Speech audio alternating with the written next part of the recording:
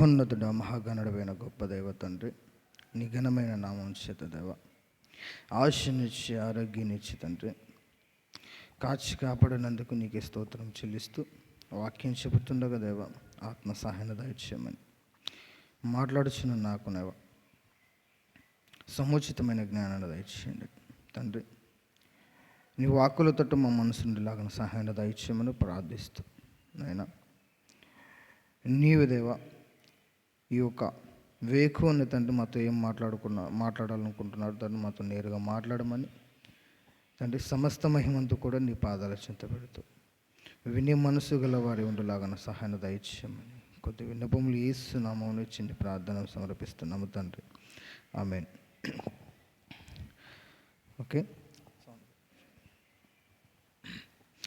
Okay ప్రియమైన వాళ్ళారా, మీకందరికీ కూడా మన ప్రభు లోకరక్షకుడైనటువంటి యేసుక్రీస్తు నామంలో నా హృదయపూర్వకంగా శుభాభివందనం తెలియజేస్తున్నాను.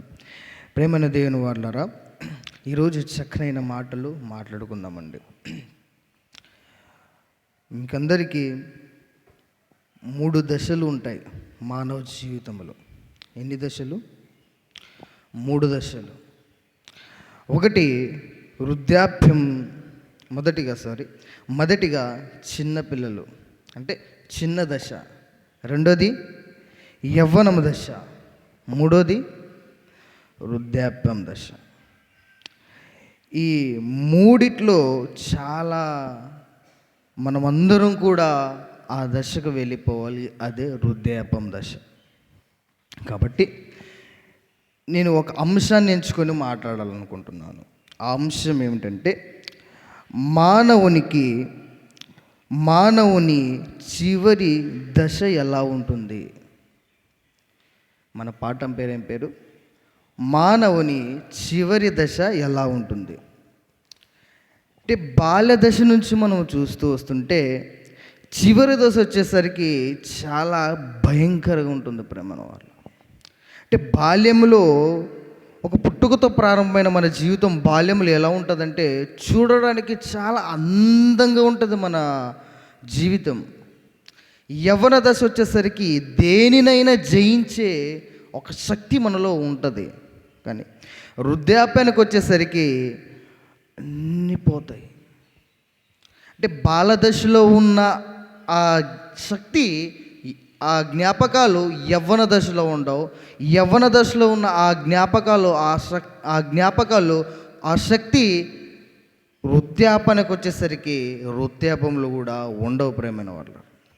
అంటే ఈ ఒక యవ్వన దశలో ఉన్నది ఎందుకు వృద్ధాప్యమ దశలో లేదంటే అది చివరి దశ.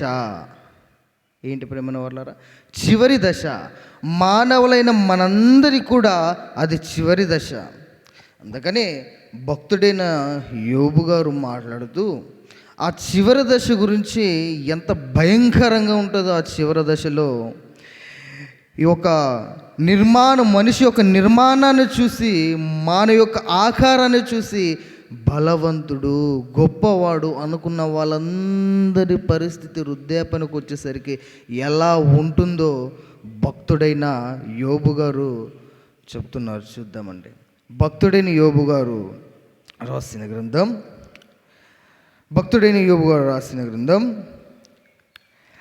19వ అధ్యాయం త్వరగా చదువుకుందామండి. 19వ అధ్యాయం 14వ వచనం. 19వ అధ్యాయం 14వ వచనం. ఈ యొక్క వృద్ధాప్యము దశలో బంధువులు, స్నేహితులు, ఇంకా నావారు, అన్నలు, చెల్లెళ్ళు, ఎన్నో బంధాలు కలిగి ఉన్న మనం ఒకరోజు వృద్ధాప్యానికి వచ్చేసరికి ఈ బంధువులందరూ ఒకరోజు దూరం అయిపోతారు. ఒకరోజు యవ్వన దశ ఉన్నప్పుడు నా స్నేహితులు ఎందరో ఉంటారు, కానీ ఒకరోజు వృద్ధాప్యానికి వచ్చేసరికి అందరూ దూరం అయిపోతారు. కుటుంబం దూరం అయిపోతుంది, అన్నలు దూరం అయిపోతారు, ప్రతి ఒక్కరు దూరం అయిపోతారు. ఆ రోజున మన బ్రతుకు బిక్కుమన్నట్టుగా ఉంటుంది. ఆ రోజుని, ఆ దినాన్ని మనకు జ్ఞాపం చేసుకుందామండి. ఈరోజు యోబు గారి ద్వారా జ్ఞాపం చేసుకుందామండి. చదువుదామండి. 14వ వచనం చదువుతారా? 14వ వచనం. నా బంధువులు నా యుద్ధకు రాకయున్నారు. ఒకరోజు నా బంధువులు వీరు నా బంధువులు అన్నవే ఈరోజు ఆ బంధువులే నా యుద్ధకు రాకయున్నారు అంటున్నాడండి యోబు గారు. నా బంధువులు వాళ్ళుంటే చాలు, వాళ్ళుంటే నాకు ఏది అవసరం లేదు, అన్ని విషయంలో వాళ్ళు చూసుకుంటారని చెప్పుకున్న ఆయన వృద్ధాప్య దశకు వచ్చేసరికి నా బంధువులు నా దగ్గరికి రాకయున్నారు. నా బంధువులు నా దగ్గరికి రాకయున్నారు. నా బంధువులు నన్ను మర్చిపోయారు. నెక్స్ట్, నా ప్రాణ స్నేహితులు నన్ను మరచిపోయి ఉన్నారు. యవ్వన దశలో ఉన్నప్పుడు, బాల్య దశలో ఉన్నప్పుడు స్నేహితుల గురించి చాలా చక్కగా మాట్లాడుతుంటామండి మనమంతా. ఏమని మాట్లాడుతుంటామంటే, ఇప్పుడు నాకు చాలా ఇష్టమైన స్నేహితుడు, కష్టాల్లో ఉంటాడు, బాధలో ఉంటాడు, ప్రతి విషయంలో నాకు తోడై ఉంటాడు అని చెప్తుంటాం మనం. ప్రతి విషయంలో నాకు తోడై ఉంటాడు, ప్రతి విషయంలో ఎక్కడికి వెళ్ళినా నాతోనే ఉంటాడు ఈ స్నేహితుడు అని చెప్తుంటాం. కానీ వృద్ధాప్యానికి వచ్చేసరికి ఆ స్నేహితుడు కూడా ఏమై ఉన్నాడంట ఆయన ఏమైనా తెలుసా? మరిచిపోయారు. ఒకరోజు ఆ స్నేహితుడు చూసి మనం ఏం చేసాం? ఉప్పొంగిపోయే వాళ్ళం. నా స్నేహితుడు ఉన్నాడులే, ఏదైనా వాడు చూసుకుంటాడులే అనుకునే వాళ్ళం. ఆ స్నేహితుని చూసి ఏం జరిగినా నిన్ను ఎవరన్నా తాకాలంటే నన్ను తాకి వెళ్ళాలని చెప్పేవాళ్ళు ఆ స్నేహితులు. ఒకరోజు వృద్ధాప్యానికి వచ్చేసరికి అసలు నీవెవరో జ్ఞాపం కూడా చేసుకోరు. అసలు నీవెవరో జ్ఞాపం కూడా వాళ్ళు చేసుకోరంట. ఏమైంది? వృద్ధాప్యం చివరి దశ. ఒకరోజు కండలు తిరిగినప్పుడు, ఒకరోజు బలం ఉన్నప్పుడు స్నేహితులు వచ్చారు, బంధువులు వచ్చారు, నా అనుకున్న ప్రతి ఒక్కరు నా దగ్గరకు వచ్చి మాట్లాడిచేవారు కదా. ఈరోజు ఎందుకు నన్ను మరిచిపోయారు? నా దగ్గరికి ఎందుకు రావడం లేదు? ఏమైంది? చివరి దశ. చదువుకుందాం అలాగే. చివరి దశ. నెక్స్ట్, త్వరగా చదవండి. నెక్స్ట్, నా ఇంటి దాసులు జనులు నన్ను అన్యునిగా ఎంచెదురు, నేను వారి దృష్టికి పరదేశినైతిని.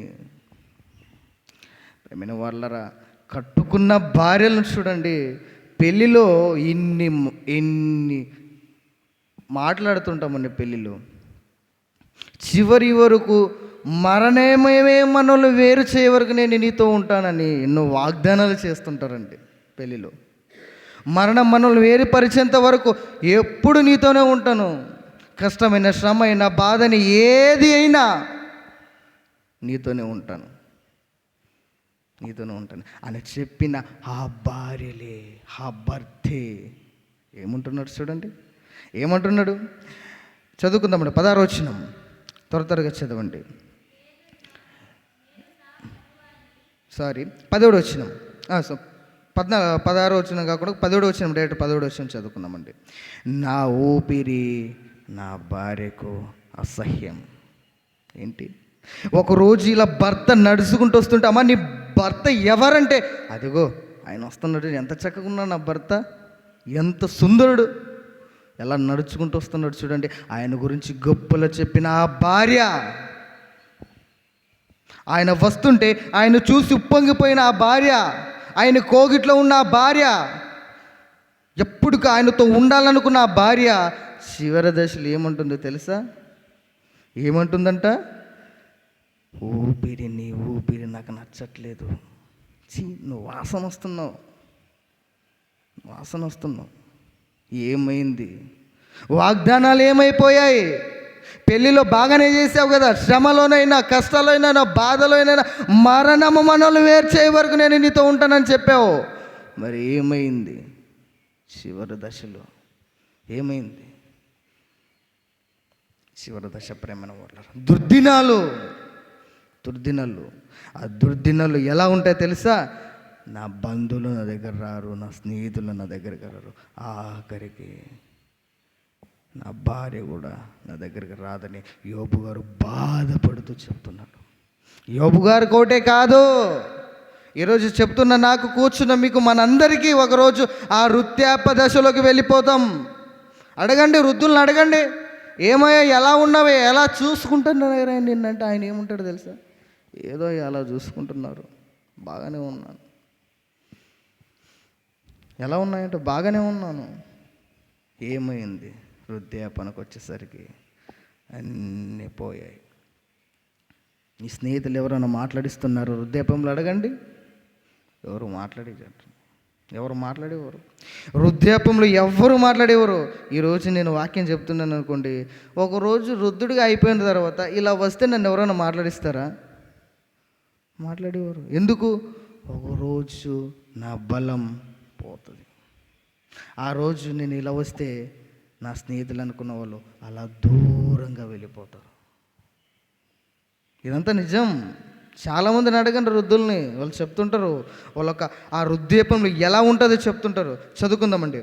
నా ఊపిరి నా భార్యకు అసహ్యమైపోయావు. చీ అంటుందంట భార్య, చీ అంటుంది. ఒకరోజు భర్త భార్యను చూసి మురిసిపోయాడు. ఎవరయ్యా నీ భార్య అంటే, అదిగో అక్కడ నడుచుకుంటూ వస్తుంది నా భార్య, ఎంత అందంగా ఉందో చూడు, ఆమెకు మేకప్ కూడా అవసరం, ఎర్రగా ఉంది, చాలా అందంగా ఉంది, బ్యూటిఫుల్. చాలా చక్కగా చెప్పాడు భార్య గురించి. ఆ భార్య మంచాన పడిన తర్వాత భర్త చిన్న వాసన వస్తున్నావు అంటున్నాడు. అర్థమవుతున్నాయి నా మాటలు? అంటే ఏమైపోయింది? చివరి దశ చాలా భయంకరంగా ఉంటుంది ప్రేమను వాళ్ళరా. భార్యను చూసాము, బంధువులను చూసాము, స్నేహితులు చూసాము. ఇదిగో నా పిల్లలు వాళ్ళే నా సర్వం, వాళ్ళే నాకు అన్నీ. గొడ్డు కష్టపడినట్లు కష్టపడ్డావు కదా, ఆఖరికి నీ పిల్లలు నేను చూసి ఎలా అంటున్నారు తెలుసా? వృద్ధాప్యంలో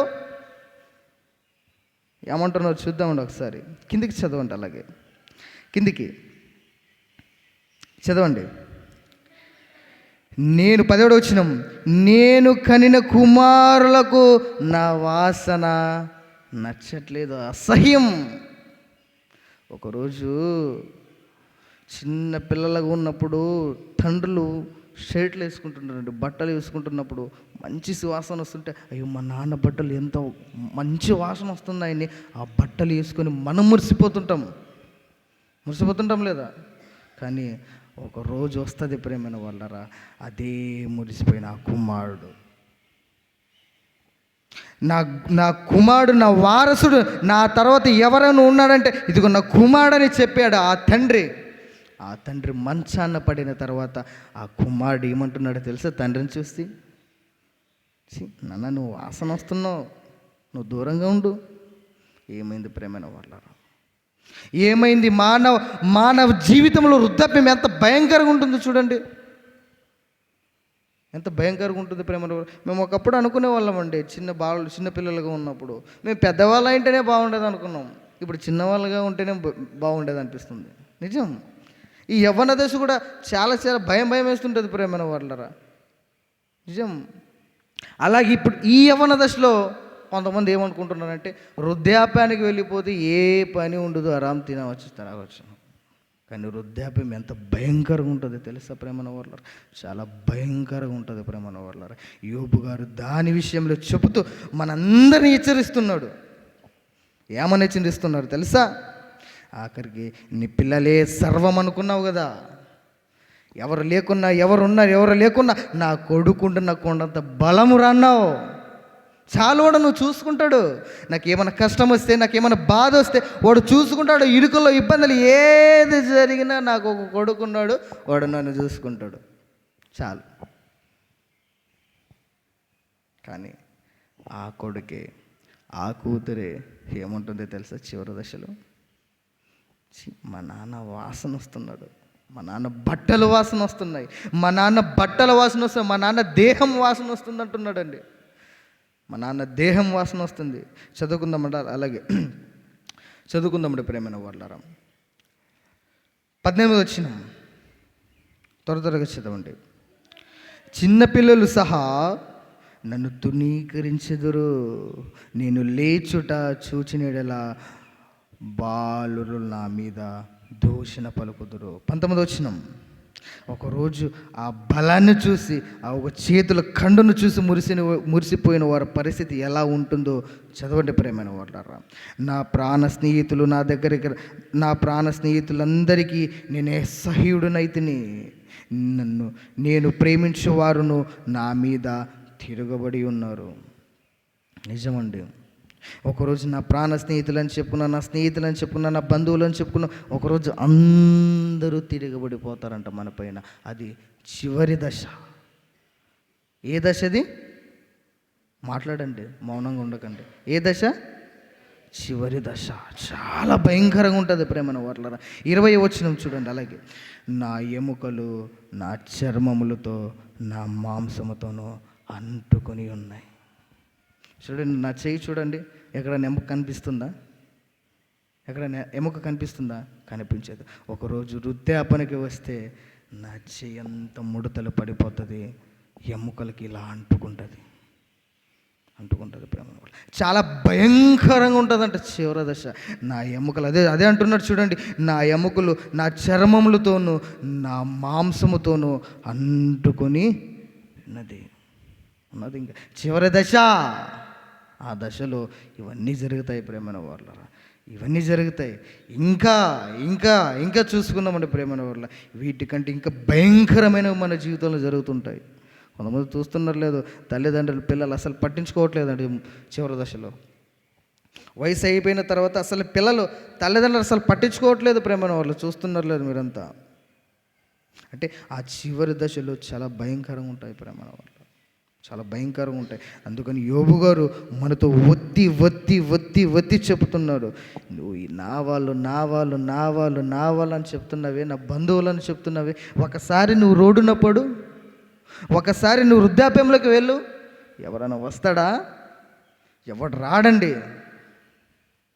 బలం ఉన్నంత వరకు, నీ దగ్గర ఆరోగ్యం ఉన్నంత వరకు, నీ దగ్గర మంచి చేతుల కష్టపడుతున్నప్పుడు బలం ఉన్నంత వరకు నా వారు, నా అన్న, నా సహోదరుడు, నా చెల్లి, నా అన్న, ప్రతి ఒక్క బంధాలన్నీ కలుసుకొని ఉంటాయండి. ఏంటి? ఒక్కసారి వృద్ధాపంలోకి వెళితే, చివరి దశలోకి వెళితే బంధువులు కూడా ఎవరు నువ్వు ఎలా ఉన్నావు అనడం కాదు, నీ దగ్గర కూడా రారు ప్రేమన వాళ్ళు. చాలా భయంకరంగా ఉంటుంది చివరి దశ. వాటిని జ్ఞానైన సొలొమోను గారు దుర్దినాలు అంటున్నాడు. చూడండి, ఒకసారి చూసుకుందామండి. మీ దగ్గర ఉన్న బైబిల్ ఓపెన్ చేయండి. ప్రసంగి గ్రంథం, జ్ఞానైన సొలొమోను గారు రాసిన ప్రసంగి గ్రంథం 12వ అధ్యాయం మొదటి వచనం నుంచి చదువుకుందామండి. సమయం వైపు చూడొద్దండి, కొద్దిగా సమయం ఎక్కువైనా పర్లేదు, దేవుని మాటలు కొన్ని ఎక్కువ విందాం ఈరోజు. ఓకేనా? చదువుకుందామండి. చదువుతారా? దుర్దినములు రాకముందే ఇప్పుడే వీటి యందు నాకు సంతోషము లేదని నీవు చెప్పు. సమస్తములు రాకముందే, తేజస్సునకును సూర్యచంద్ర నక్షత్రములకును చీకటి కమ్మకముందే, వాన వెలిసిన తర్వాత మేఘములు మరలా రాకముందే, నీ బాల్య దినముందే ఏం చేయలే నువ్వు? సృష్టికర్తని స్మరణకు తెచ్చుకో. ఆ రోజు దుర్దినాలు, చివరి దశ అంటే దుర్దినాలు. ఆ దుర్దినాలు నీ దగ్గరకు రాకముందు ఏం చేయాలి తెలుసా? సృష్టికర్తను స్మరణకు తెచ్చుకుంటున్నాడండి. చూద్దామండి. 3వ వచనం త్వరగా చదవండి, చదివి సహకరించండి. 3వ వచనం.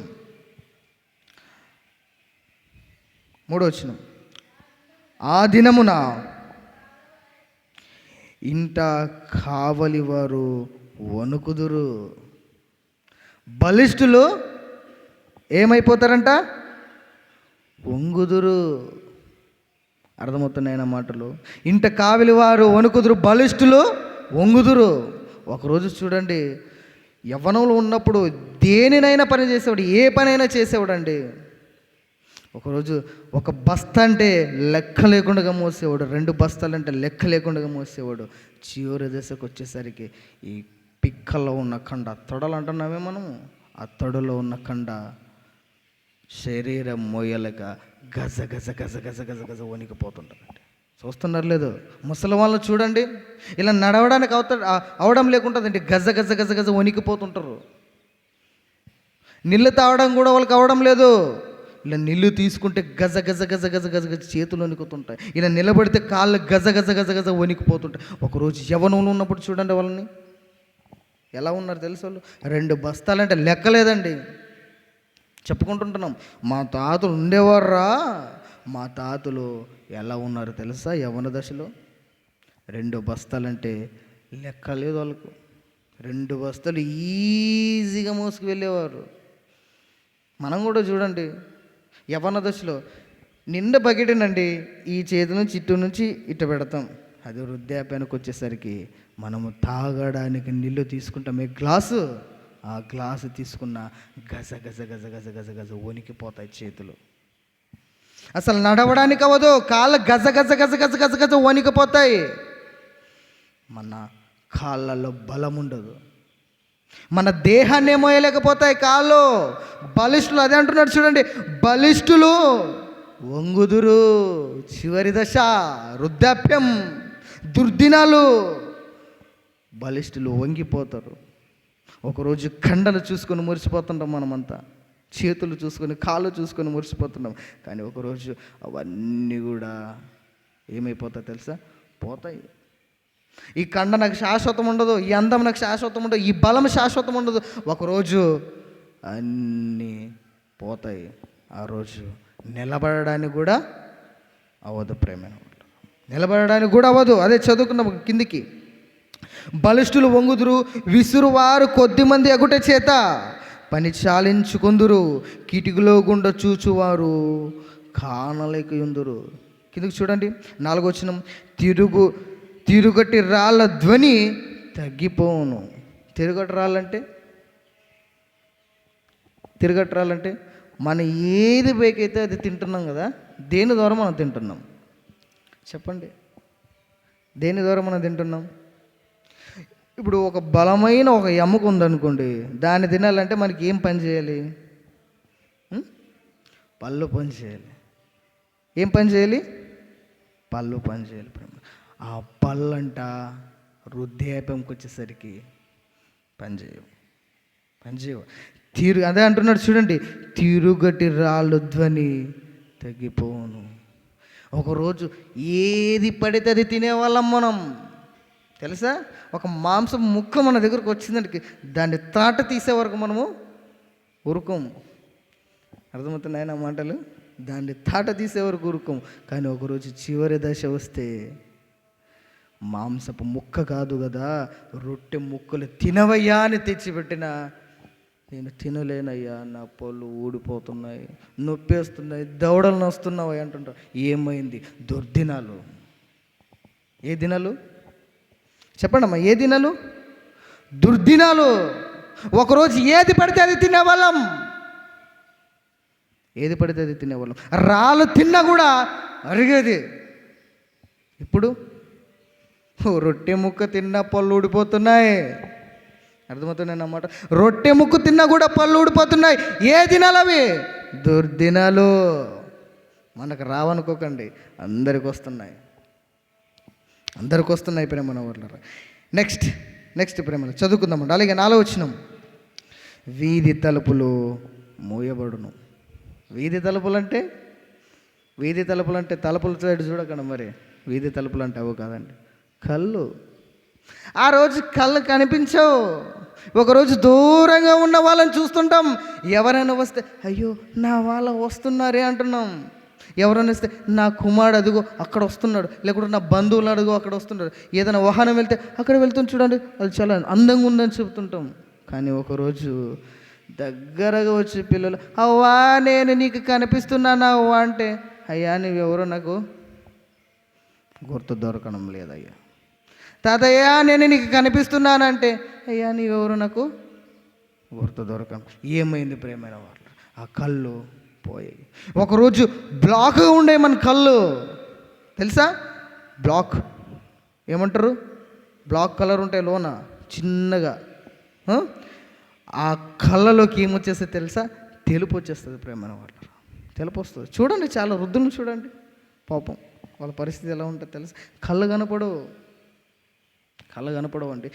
దూరంగా ఉన్న వాళ్ళని దేనినైనా చూసేవాళ్ళం. ఒకరోజు దగ్గరకు వచ్చి, అమ్మా నేను నీకు కనిపిస్తున్నానంటే, అయ్యా నీ ఎవరో నాకు అర్థం కావడం లేదయ్యా, నువ్వు అసలు నాకు కనిపిస్తలేవా అంటే, ఏమైంది ప్రేమన వల్ల? చివరి దశ, అదే చివరి దశ. అది సల్మోన్ గారు చెప్తున్నారని. చివరి దశ చాలా భయంకరంగా ఉంటుంది. కళ్ళు కూడా ఆ రోజు కనిపించవు. చదువుకుందామండి. అలాగే ఇంకా, పిట్టల యొక్క కూతకు ఒకడు లేచును. పిట్టల యొక్క కూత కంటే ప్రతి దానికి భయపడిపోతుంటాం. చీమ కరిచినా భయపడిపోతుంటాం, ఎల కరిచినా భయపడిపోతుంటాం, పిల్లరిచినా భయపడిపోతుంటాం, కుక్కరిచినా భయపడిపోతుంటాం, కోళ్ళరిచినా భయపడిపోతుంటాం. ఆ చివరి దశలో దేని చూసి, ప్రతి దాన్ని చూసి భయపడిపోతుంటాం అండి. నిజం. ఏమైంది? ఒకరోజు దేనినైనా జయించిన వాడు వృద్ధాపానికి వచ్చేసరికి ప్రతి దానికి భయపడుతుంటాడు. అదే చివరి దశ, అదే వృద్ధాపం, అదే దుర్దినాలు ప్రేమన వాళ్ళారా, దుర్దినాలు. చదువుకుందామండి. ఎత్తు చోటులకును భయపడుదురు. ఎత్తు చోటుల కంటే ఒకరోజు కొండెక్కరా అంటే పరిగెత్తుకుని ఎక్కేవాళ్ళం మనమంతా. యవ్వన దశలో ఏం చేసేవాళ్ళం? పరిగెత్తుకుంటూ వెళ్ళేవాళ్ళం. ఈరోజు ఈ మెట్టలు ఎక్కాలంటే మీరు ఎంత ఈజీగా ఎక్కొస్తున్నారు తెలుసా? ఒకరోజు మెట్టలు ఎక్కాలంటే ఒక కొండ ఎక్కినట్టుగా అనిపిస్తుంటుందండి. అదే అంటున్నాడు ఇక్కడ, ఎత్తైన చోటులకు భయపడుదురు. ఆ మెట్టు కూడా ఒక కొండలాగా అనిపిస్తుంటుంది. చూడండి, వృద్ధాపంలో ఉన్న వాళ్ళు చర్చకు వస్తున్నప్పుడు ఎలా వస్తుంటారు తెలుసా? వాళ్ళు మెల్లిమెల్లిగా అడుగుల్లో అడుగేసి నిదానంగా వస్తుంటారండి. అదే చివరి దశ. బలం ఉన్నప్పుడు దేనినైనా ఎక్కేవాళ్ళం, ఎంత దూరమైనా నడిచేవాళ్ళం. ఇప్పుడు ఒక మెట్టు ఎక్కాలన్నా, ఒక మెట్టు దిగాలన్నా చాలా భయంగా ఉంటుందండి. ఎప్పుడు పడతానో, ఎప్పుడు లేదో అన్నట్టుగా ఉంటుంది. నిజమే కదా? అర్థమవుతున్నాయి నా మాటలు? నిజమే కదా? భయంగా ఉంటుంది మనకు. ఆ మెట్టులు దిగాలన్న భయం, మెట్టులు ఎక్కాలన్న భయం, ఎక్కడైనా నడాలన్న భయం. ఎందుకంటే ఆ రోజు ఏం పని చేయవు కాళ్ళు. అదే అన్నాడు కదా జ్ఞాని అయిన సొలొమోను గారు. సరే, జ్ఞాని అయిన సొలొమోను గారు ఏమన్నారు చెప్పండి? బలిష్ఠులు ఏమవుతారు చెప్పండి? ఏమవుతారు బలిష్ఠులు? ఏమవుతారు చెప్పండి? ఇంతవరకు విన్నారు కదా. వంగుతారు. ఒకరోజు ఈ పిక్కల్లో, ఈ తడలో ఉన్న బలం ఆ రోజు ఉండదు. వృద్ధాపంలో వచ్చేసరికి అన్నీ పోతాయి. ఒక మెట్టెక్కాలన్నా గొట్టెక్కున్నట్టుగా ఉంటుంది ఆ రోజు. చాలా భయంకరంగా ఉంటుంది ప్రేమన వాళ్ళారా. అందుకని యేసుక్రీస్తు పేతురుతో అంటాడు తెలుసా, ఆఖరికి నీకు ఇష్టము లేని చోటుకు నేను తీసుకువెళ్తారు అంటుంటాడు. చూడండి, ఆ సందర్భం చూసుకొని ముగిద్దామండి. సమయం చాలా అయింది, పర్లేదు. వాక్యం అనేది చాలా బలమైనది కాబట్టి వాక్యాలను మనము ఇంకిన్ని నేర్చుకున్నామండి. ఓకే, యోహాను సువార్త చివరి అధ్యాయం, యోహాను సువార్త 21వ అధ్యాయం 18వ వచనం. త్వరగా చదవండి, సమయం చాలా అయింది కాబట్టి త్వరగా. యోహాను సువార్త 21వ అధ్యాయం 18వ వచనం. 21వ అధ్యాయం 18వ వచనం. మరలా ఆయన చదువుతారా? సరే, 18వ వచనం చదవండి. యేసు నా గొర్రెలను మేపు. ఎవరితో చెప్తున్నాడు ఈ మాటలు అంటే? పేతురుతో చెప్తున్నాడు. ఏమని చెప్తున్నాడు? నువ్వు నా గొర్రెల మేపు, నీవు యవ్వనుడవై ఉండినప్పుడు నీ అంతట నీవే నడమును కట్టుకొని నీకిష్టమైన చోటికి వెలుచుంటివి. నీ నడుమును కట్టుకుంటావు, నీకు ఇష్టమైన చోటుకి వెళతావు. ఒకరోజు బలం ఉన్నప్పుడు, యవ్వనుడిగా ఉన్నప్పుడు. నీకు తెలుసా, మనం అందరం కట్టుకుంటాను. ఏది కట్టుకుంటాను చెప్పండి? లొంగీలు అంటారు కదండి ముసలి వాళ్ళు అయితే. ఆడవాళ్ళు అయితే చక్కగా చీర కట్టుకుంటారు. ఒకరోజు అది కూడా కట్టుకోవడానికి మన వల్ల కాదు. అవుతుందా? కాదు. ఒకరోజు ఆ లొంగిని మనకు ఎవరో కట్టిస్తేనే మన ఒంటి మీద ఉంటుంది. ఆ చీరను ఎవరో ఒకరు కడితేనే చీర ఒంటి మీద కనిపిస్తుంది. అదే అంటున్నాడు పేతురుతో, పేతురు నీవు ఎక్కడికి వెళ్ళాలన్నా నీకు ఇష్టమైన చోటుకు నీవు వెళ్తున్నావు కదా, నీవు ఏది కట్టుకోవాలన్నా కట్టుకుంటున్నావు కదా, ఒకరోజు నీకు వస్తుంది నేను ఆ దుర్దినాలు ఒకరోజు ఆ దుర్దినాలు వస్తున్నాయి. అదే చెప్తున్నా చూడు, దుర్దినాలు వస్తున్నాయని చెబుతూ నీవంతటి నీవే నడుమును కట్టుకొని నీకు ఇష్టమైన చోటుకి వెలుచుంటివి. నీవు ముసలవాడవైనప్పుడు నీ చేతులు నీవు చాచదు, వేరొకడు నీ నడుమును కట్టి నీకు ఇష్టం కాని చోటుకి నేనేం చేస్తాడు తెలుసా, మోసకపోతాడు. అసలు ఇష్టమే ఉండదు ఆ చోటు. మీకు అందరికి తెలుసో లేదండి, ఈ ఒక మంచిగా బలం ఉందనుకోండి, మనకి ఇష్టమైన చోటుకి ఎక్కడ ఇష్టమైతే ఆ చోటుకి వెళ్తామండి. ఒకరోజు నీకు తెలుసా, బాగా ఆలోచన చేయండి. సమయం వైపు మాత్రం కానీ మీ ఆలోచన పెట్టుకోకండి దయచేసి. ఒక 5 నిమిషాలు ముగిస్తాను. బాగా ఆలోచన చేయండి. ఒకరోజు కొన్ని లక్షల పెట్టి ఇల్లు కట్టిస్తుంటాం బలం ఉన్నప్పుడు, బాగా యవ్వనంలో ఉన్నప్పుడు. ఆలోచించండి, బలం ఉన్నప్పుడు లక్షల పెట్టి ఇల్లు కట్టిస్తుంటాము. కానీ ఒకరోజు వృద్ధాప్యం వచ్చి ఏం చేస్తారు తెలుసా, ఆ ఇంట్లో కూడా నేను ఉంచరు. పక్కనే నీ కొరకు పెద్ద ప్యాలెస్ కట్టి ఆ ప్యాలెస్లో పెడతారు. ప్యాలెస్ అంటే ఏదో అనుకోకండి, షెడ్ వేస్తారు. ఏమేస్తారు చెప్పండి, షెడ్ వేస్తారు. ఎందుకు? వృద్ధాప్యం, దుర్దశ. నువ్వు వాసన వస్తున్నావు. బ్రతికి ఉన్నప్పుడు నా కుమారులు దీంట్లో ఉండాలి, నా కొడుకు దీంట్లో ఉండాలి, ప్రతి ఒక్కరు చక్కగా కుటుంబంతో సహా జీవించాలని కట్టుకున్నావు కదా ఇల్లు. ఏమైంది చివరి దశలో? అసలు నువ్వు కట్టుకున్న నిన్నే ఇంటి బయటనా, ఇంటి పక్కన, లేకుంటే ఇంట్లో ఏదో ఒక మూలన మంచం వేసి ఏం చేస్తారు తెలుసా, పరుండు పెడతారు. ఏమైంది? చివరి దశ. నీకు ఇష్టం కాని చోటుకి నీది తీసుకువెళ్తుంటారు. ఇష్టం కాని చోటుకి ప్రేమన వల్ల ఒకరోజు చెప్తాను, ప్రేమన వల్ల ఒకరోజు ఎడన్నా బాత్రూమ్కి వెళ్ళాలంటే చాలా దూరం వెళ్ళిపోయేవారు. ముసలి వాళ్ళు చూడండి, ఊరు ఇలా దాటగానే అక్కడ వెళ్ళి కూర్చుంటారండి. ఏమైంది? చివరి దశ. వాళ్ళ కాళ్ళు పనిచేయవు, వాళ్ళకి నడవడానికి అవ్వదు.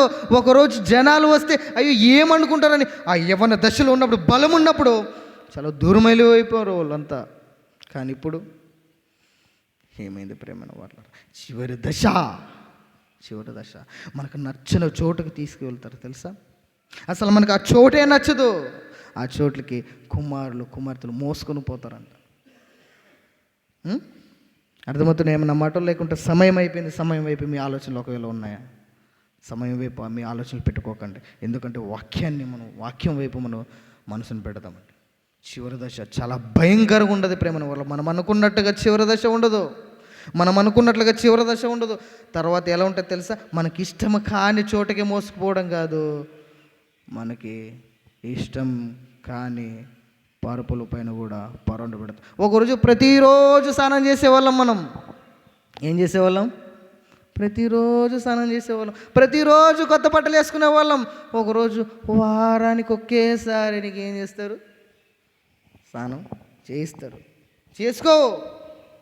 చేస్తారు కుమార్తెలు చేయిస్తారు. ఒకరోజు ప్రతిరోజు స్నానం చేసుకొని చాలా చక్కగా దూకునేవాళ్ళు, తల చాలా చక్కనైన బట్టలు వేసుకునేవాళ్ళు. చివరి దశ వస్తే నీకు ఇష్టము లేకున్న వారానికి ఒకసారి స్నానం చేస్తారు. ఆ స్థానంలో కూడా గజ గజ గజ గజ గజ గజ వణికిపోతుంటాం. అసలు నిజమండి, నేను చాలామందిని చూసాను, గజ గజ గజ గజ వణికిపోతుంటాం. ఏమైంది ప్రేమలో? ఆ దుర్దినాలు రాకమునిపే నీ ఏం చేయాలి తెలుసా? సృష్టికర్తను స్మరణకి తెచ్చుకో అంటున్నాడు జ్ఞానైన సొలొమోను గారు. నీ దుర్దినాలు రాకముందే, నీ బలం నీలో నుంచి పోకముందే, నీ బలం నీ కాళ్ళ నుంచి ఓడకముందే నీ ఏం చేయాలి తెలుసా? దేవుని జ్ఞాపకం చేసుకో, దేవుని కోసం బ్రతుకో. దుర్దినాలు చాలా భయంకరమైన ఉండవు ప్రేమల వల్ల. ఆ దుర్దినాలు రానే వస్తున్నాయి. ఇక్కడ కూర్చున్నాం, మనందరికీ వస్తాయి ఖచ్చితంగా. ఒకవేళ దేవుడు రెండో రాకడ ఆలస్యమైతే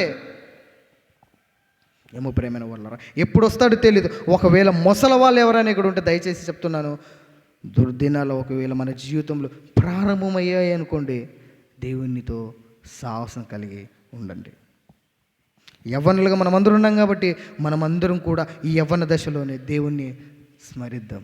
రెండో రాకడ వరకు, ఆ దుర్దినాలు రాకముందే మనమంతా ఏం చేద్దాం తెలుసా? దేవుని స్మరిస్తూ దేవుని రెండో రాకడ కొరకు మనమందరూ కూడా వేచి ఉందాం.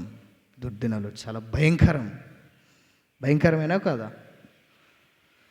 భయంకరమైనవే కాదమ్మా. భయంకరమైన ప్రేమలో. ఆ భయంకరమైన దినాలు రాకముందే మనమందరూ కూడా ఏం చేద్దామండి? ఏం చేద్దామండి? ఏం చేద్దామండి? సృష్టికర్తని స్మరణకు తెచ్చుకొని మన బ్రతుకులు, మన జీవితాలు మార్చుకొని చనిపోయిన తర్వాత దేవుడుండే లోకానికి వెళ్ళిపోదాం. అటు ధన్యత మనందరూ కూడా దేవుడు దయచేయనుగాక. ఓకే, ప్రార్థన చేసుకొని కూటని ముగించుకున్నాం, వాక్యాన్ని ముగించుకున్నాం.